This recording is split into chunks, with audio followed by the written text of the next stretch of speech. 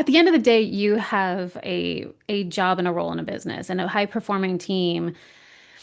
You have to have an accountability line. And, Sean, you and I have talked about this a lot, like with the Trident model of the conflict between like the person and the profit. And Hmm. that very much almost competing things where you like the person and the personal side and you want them to have this happy, healthy life. But then that can directly compete with the profit. And when they're not performing, no matter how much you like the person, when they're not performing, you have to start to figure out why are they not performing?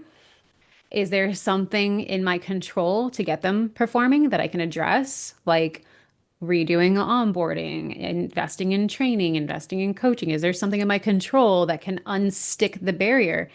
And then eventually you have to get to the place of, is this worth the resources it's taking, which is starting to lead into the profit, to continue to try to get this performer up, or do I need to try to get this performer out?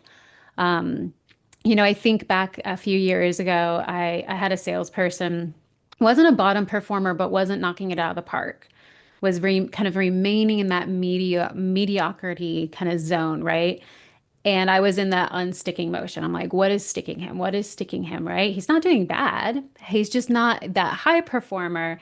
And I could see that there were barriers. And as we were unpacking the barriers, I eventually figured out he wasn't really fully invested in the want to do zone, that this was truly his number one chosen profession. This was his number two chosen profession. And he had talked himself out of his number one profession, his dream job. And when that came to light, I was like, I don't understand why you're not doing that. And he had told himself that he wasn't capable or smart enough and that he wasn't going. And it was all these limiting beliefs.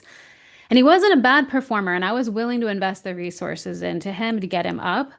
But I made him a deal that I wanted him to reflect on whether or not this is truly where he was going to land and he was going to give up on that number one dream. And if that's truly where the choice he was going to make, I was willing to invest in him.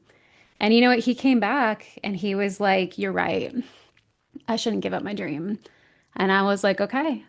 So we're going to pivot our conversations. We're going to help you transition out, and I'm going to help support you in that dream. And actually, I just saw him this Sunday.